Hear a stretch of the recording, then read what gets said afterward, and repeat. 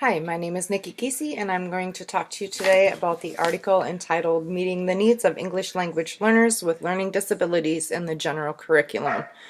This article discusses English language learners with general learning disabilities, typically in the area of reading.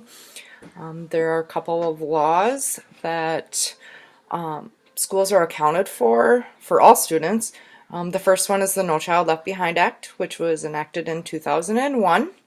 The second law is the Individuals with Disabilities Education Improvement Act that was instated in 2004. Basically, these laws state that all students, no matter their race, their intellectual ability, all students have the right to learn in a general setting at a proficient level by certain time periods.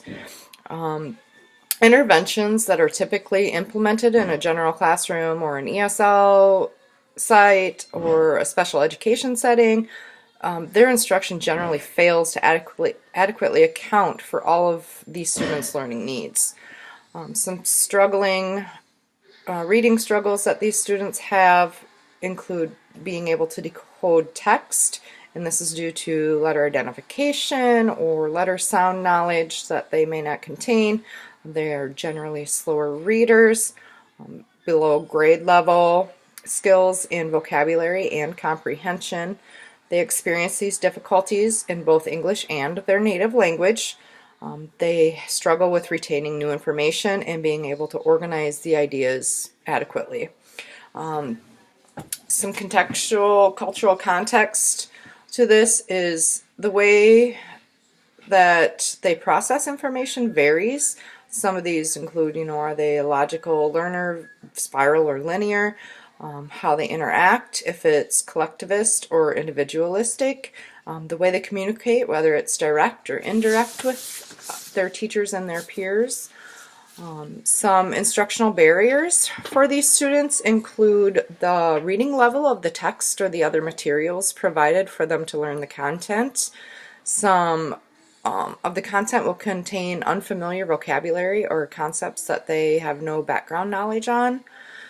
The forms in which the content is being taught, whether it be oral or written, verbal and nonverbal expressions, how the teacher presents it, and other forms of bias such as racism, classism, albiism, and sexism within the content. Some good strategies to keep in mind to help support these students with cognitive and academic development. As a teacher, draw on the student's stronger abilities. Do they listen better versus reading it on their own? Are they able to orally give the information versus writing it down or presenting it on a project? Reduce the information that the student needs to learn individually, so you could provide them with a checklist of information to look for while they are reading the content. You could also provide a study guide that lays out the basics of the chapter, or have a peer assist them with taking notes over the chapter. Anytime a peer can be involved is a good idea. Helps them with their communication skills as well as content learning. You could teach general study skills to help support them in the area that they are affected in with their disability. A teacher could do a mini lesson and re-instruct or dive in and get the topic rounded a little bit more for them. Modify the test. If you have a multi-choice test, instead of 4 answers, you could have 2 answers, or you could have the student read the answers or give you a verbal answer versus writing it down. Paraphrase the information. Don't make them give you a very detailed, let them paraphrase in their own words what they learned. Other oral language opportunities that you should provide are group activities as well as peer interactions. In conclusion, teachers should identify and teach the specific content or skill that needs to be reinforced by an ESL teacher or a special ed instructor. So all the teachers, gen ed, ESL, special ed, should all be on the same page with the specific content that needs to be learned. You need to ensure the skills or the concepts are consistent across all the teachers and programs. You want to be able, as a teacher, to receive the support from your administration and your district.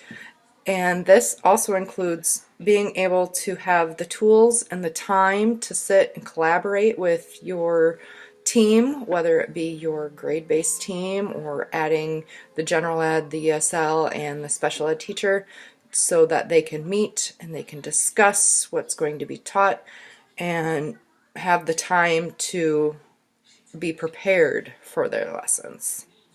I hope this provides you with a general insight of what the article is about, and hope you read it. Thank you.